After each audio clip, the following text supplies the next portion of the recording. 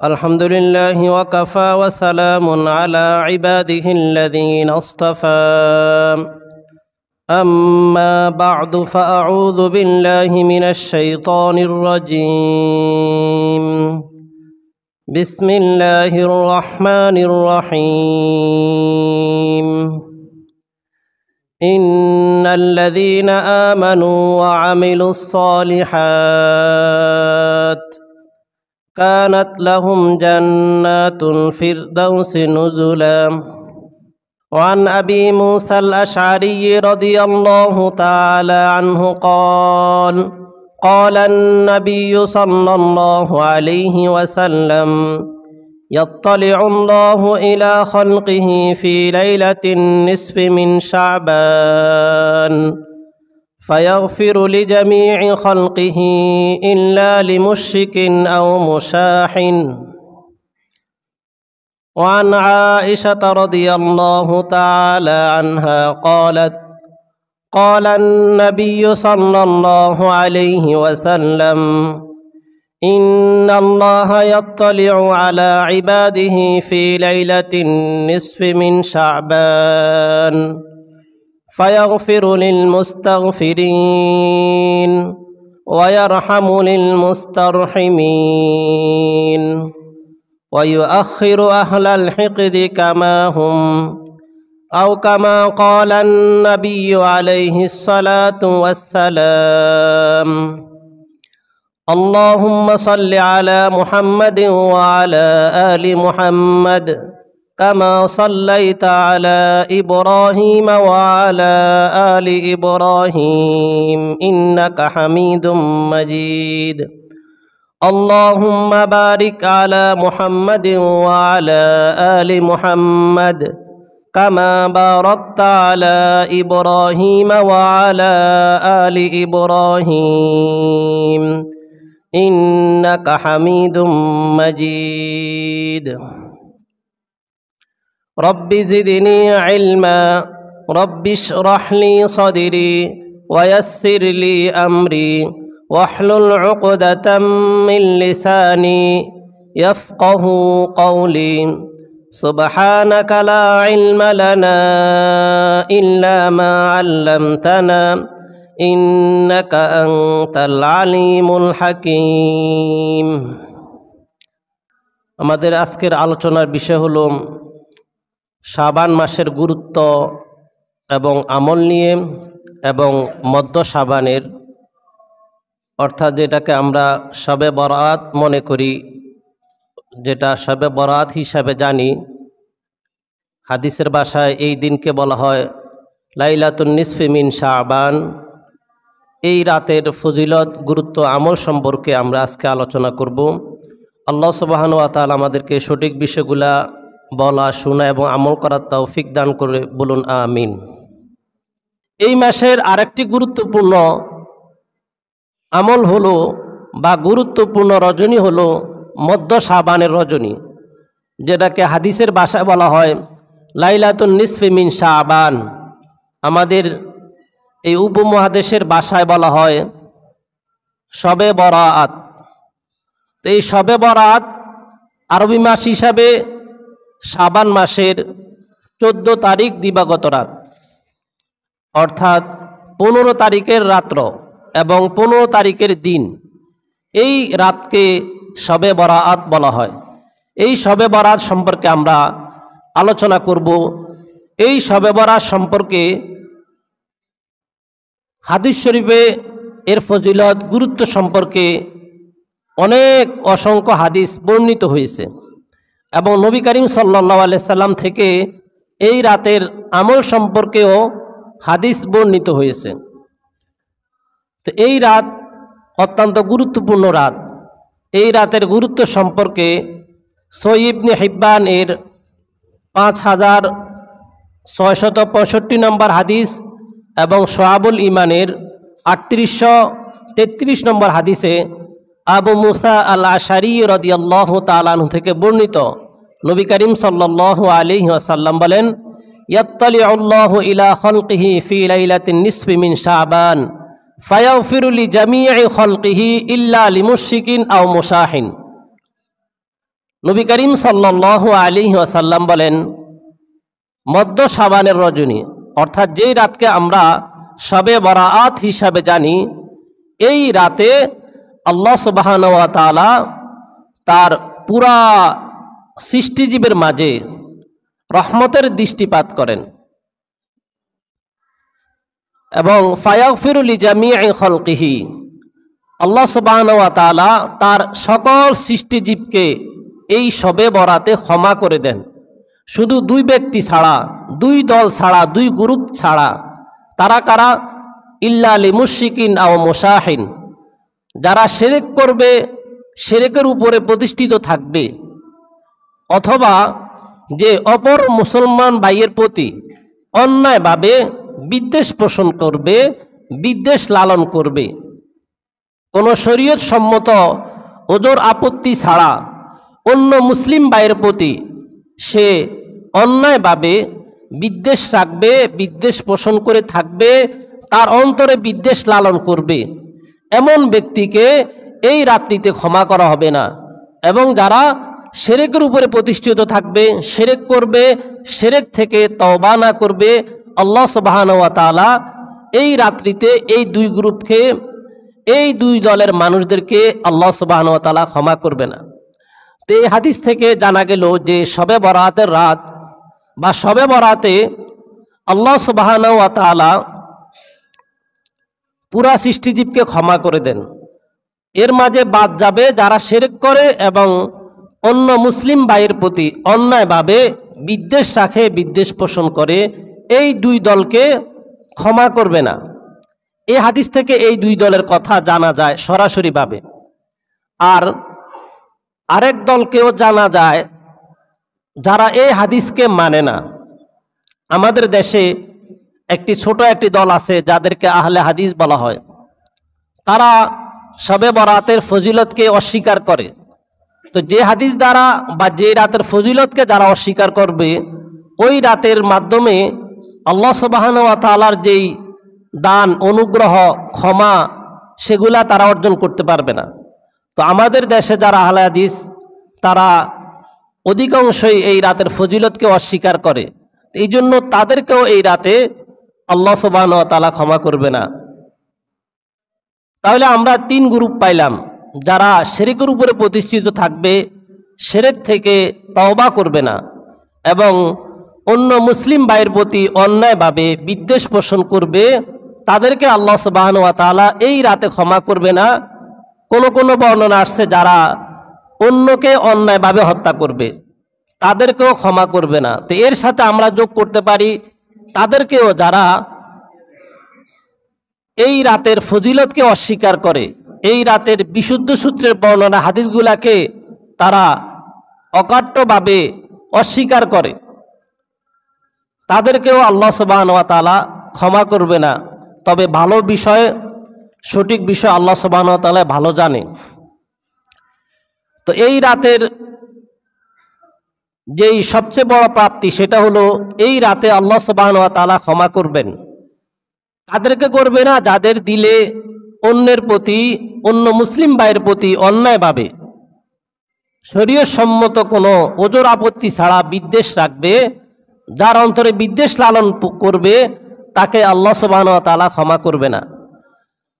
তো আমরা একই সমাজে, একই পরিবারে, একই এলাকায় বসবাস করার কারণে অন্যের উন্নতি দেখে, অন্যের সামগ্রিক কল্যাণ দেখে আমরা অন্যের প্রতি একটা বিদ্বেষ ভাব আমাদের মাঝে চলে আসে। তো এর থেকে মুক্তি পাওয়ার জন্য সর্বদা আমাদেরকে কোরআন কারিমের শিখিয়ে দেওয়া একটি দোয়া পাঠ করতে হবে। দোয়াটি সূরা হাশর এর 10 নম্বর আয়াতে বর্ণিত হয়েছে।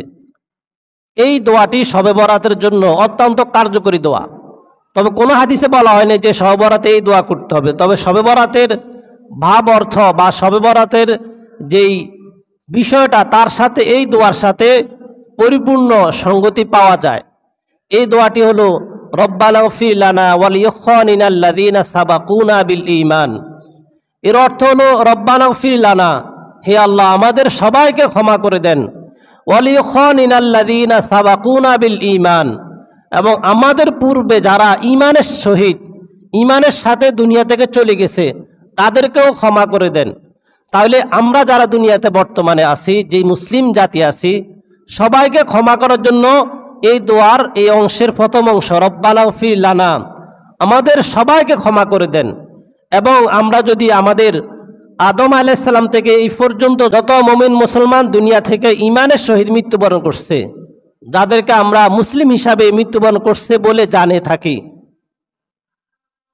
তাদেরকে বা তাদের পক্ষ থেকে ক্ষমা পাওয়ার জন্য এই দোয়াটি আমরা পড়তে হবে। এই দোয়াটি কোরআনে শিখিয়ে দেওয়া অন্যতম একটি দোয়া। ওয়ালিয়াখিনাল্লাযীনা সাবাকুনা বিল ঈমান, আমাদের পূর্বে যারা ঈমানের সহিত অতিবাহিত হয়েছে, মৃত্যুবরণ করছে, আদম আলাইহিস সালাম থেকে আজ পর্যন্ত যারা মৃত্যুবরণ করছে, তাদের ক্ষমা মাগফিরাতের জন্য দোয়া করার জন্য এই দোয়াটি আমরা বেশি বেশি করে করব। রব্বানা ইগফির লানা ওয়ালিয়াখিনাল্লাযীনা সাবাকুনা বিল ঈমান। তাহলে শবে বরাতে আমরা এই দোয়াটি করব। যেহেতু শবে বরাতে আল্লাহ সুবহানাহু ওয়া তাআলা সবাইকে ক্ষমা করে দিবেন, সকল সৃষ্টিজীবকে ক্ষমা করে দিবেন, তাহলে আমরা সকলের পক্ষ থেকে আমরা দোয়া চাই আল্লাহ তাআলার কাছে, আল্লাহ তাআলার শিখিয়ে দেওয়া বাক্যের মাধ্যমে। সেটি হলো রব্বানা ইগফির লানা ওয়ালিয়াখিনাল্লাযীনা সাবাকুনা বিল ঈমান। তারপরে এই হাদিসের শবে বরাতের বক্তব্য দ্বারা বোঝা যায়, যারা অন্য মুসলিম ভাইয়ের প্রতি অন্যায়ভাবে বিদ্বেষ পোষণ করবে, তাদেরকেও আল্লাহ সুবহানাহু ওয়া তাআলা ক্ষমা করবে না। তো আমরা দুর্বল ঈমানদার, আমরা একই সমাজে বসবাস করার কারণে আমরা একে অপরের উন্নতি কল্যাণ এগুলো আমাদের ভালো লাগে না। তো এর কারণে একে অপরের প্রতি অন্যায়ভাবে হিংসা বিদ্বেষ চলে আসে, এটা আসা স্বাভাবিক। তবে আমাদের কাজ হলো এভাবে আসলে তাকে সর্বাধিক চেষ্টা করে দোয়ার মাধ্যমে দূর করা। তো আমরা অন্য মুসলিম ভাইয়ের প্রতি অন্যায়ভাবে বিদ্বেষ আসলে বা বিদ্বেষ যাতে করে না আসে, এই দোয়া কিভাবে কামনা করব, সেটা আল্লাহ সুবহানাহু ওয়া তাআলা তার বাক্যের মাধ্যমে আমাদেরকে শিক্ষা দিচ্ছেন। সেটি হলো ওয়ালা তাজআল ফি কুলুবিনা গিল্লাল লিল্লাযীনা আমানু, হে আল্লাহ ওয়ালা তাজআল ফি কুলুবিনা গিল্লা, আমাদের অন্তরে আমাদের হৃদয়ে আপনি বিদ্বেষ রাখবেন না। কাদের বিরুদ্ধে? লিল্লাযীনা আমানু, যারা ঈমান আনয়ন করছে, যারা মুসলিম, তাদের বিরুদ্ধে আমাদের অন্তরে কোনো বিদ্বেষ ভাব রাখবেন না। হিংসা বিদ্বেষ আমাদের অন্তর থেকে দূর করে দেন। আমাদের স্বজাতি মুসলিম ভাইদের বিরুদ্ধে যে আমাদের হিংসা বিদ্বেষ আসে, যেই কোনোভাবে আসতে পারে, বেশিরভাগ একে অপরের জাগতিক কল্যাণ দেখে একে অপরের প্রতি হিংসা বিদ্বেষ আসে। এই দোয়াটি আমাদেরকে সর্বদাই পড়তে হবে, এই দোয়া করতে হবে, ওয়ালা তাজআল ফি কুলুবিনা গিল্লা, হে আল্লাহ আমার অন্তরে আমাদের অন্তরে বিদ্বেষ রাখবেন না, লিল্লাযীনা আমানু, যারা ঈমানদার তাদের প্রতি। এবং সবার জন্য দোয়া করা, রব্বানা ইন্নাকা রাউফুর রহিম। এই দোয়াটি আমরা শবে বরাত হিসাবে অত্যন্ত গুরুত্বপূর্ণ দোয়া। সূরা হাসর এর 10 নম্বর আয়াতে এই দোয়াটি বর্ণিত হয়েছে। এই দোয়াটি আমরা সবাই শিখে নিব। এই দোয়ার মাধ্যমে সকল মুসলিমদের ক্ষমার জন্য দোয়া করা হবে এবং সকল মুসলিমদের প্রতি অন্যায়ভাবে যে আমার অন্তরে হিংসা বিদ্বেষ আসবে, সেটা থেকে মুক্তি পাওয়ার জন্য এই দোয়াটি অত্যন্ত কার্যকর ভূমিকা পালন করবে। এজন্য আমরা এই দোয়ার মাধ্যমে দুইটা বিষয় বেশি কামনা করার চেষ্টা করব। রব্বানা ইগফির লানা ওয়ালিয়াখিনাল্লাযীনা সাবাকুনা বিল ঈমান ওয়ালা তাজআল ফি কুলুবিনা গিল্লাল লিল্লাযীনা আমানু রব্বানা ইন্নাকা রাউফুর রহিম। এই দোয়াটি আমরা সকলেই শিখে নেওয়ার চেষ্টা করব এবং সর্বদাই সময় সাপেক্ষে যখনই আমার মনে হয় এই দোয়াটি বেশি বেশি করে করার চেষ্টা করব। তো এই রাতে, শবে বরাতের রাতে বা শবে বরাতে কি আমল করব, এই সম্পর্কে অনেক হাদিস বর্ণিত হয়েছে। আয়েশা রাদিয়াল্লাহু তাআলা আনহা একবার রাতে এই শবে বরাতে নবী করিম সাল্লাল্লাহু আলাইহি সাল্লামকে দেখলেন তিনি লম্বা সিজদা করতেছেন। আয়েশা রাদিয়াল্লাহু তাআলা আনহা ধারণা করলেন যে নবী করিম সাল্লাল্লাহু আলাইহি সাল্লাম হয়তো সিজদা অবস্থায় মৃত্যুবরণ করছে। এজন্য তিনি এই ধারণা থেকে তার পায়ে সামান্য হাত লাগিয়ে তাকে জাগ্রত করার বা তার অবস্থা জানার জন্য চেষ্টা করলেন। অতঃপর নবী করিম সাল্লাল্লাহু আলাইহি সাল্লাম নামাজ শেষ করার পরে আয়েশা রাদিয়াল্লাহু তাআলা আনহাকে বলেন যে তুমি মনে করছো আমি তোমার হক নষ্ট করতেছি, অথচ তুমি জানো না আজকে যেই রাত, এই রাতের কি ফজিলত। তিনি বলেন যে ইন্নাল্লাহা ইয়াত্তালিউ আলা ইবাদিহি ফি লাইলাতিন নিসফি মিন শাবান, আল্লাহ সুবহানাহু ওয়া তাআলা এই রাত্রিতে অর্থাৎ মধ্য শাবানের রজনীতে ইয়াত্তালিউল্লাহু আলা খালকিহি, আল্লাহ সুবহানাহু ওয়া তাআলা তার বান্দাদের প্রতি বিশেষ দৃষ্টিপাত করেন, রহমতের দৃষ্টিপাত করেন। ফায়াগফিরু লিল মুস্তাগফিরিন, যারা ক্ষমা প্রার্থনা করে তাদেরকে ক্ষমা করেন। ইয়ারহামু লিল মুস্তারহিমিন, যারা এই রাতে অনুগ্রহ প্রার্থনা করে তাদেরকে আল্লাহ সুবহানাহু ওয়া তাআলা অনুগ্রহ করেন।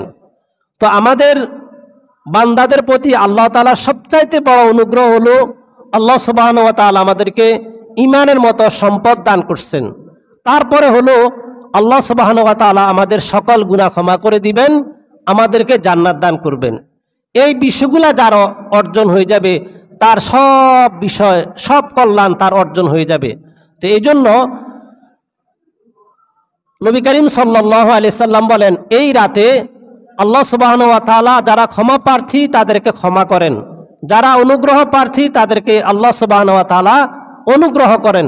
আর ওয়ায়ুআখিরু আহলাল হিকদি কামাহুম, যারা অন্য মুসলিম ভাইয়ের প্রতি অন্যায়ভাবে বিদ্বেষ পোষণ করবে তাদেরকে তাদের আপন অবস্থা ছেড়ে দেন, অর্থাৎ তাদেরকে অনুগ্রহ করেন না, তাদেরকে ক্ষমাও করেন না।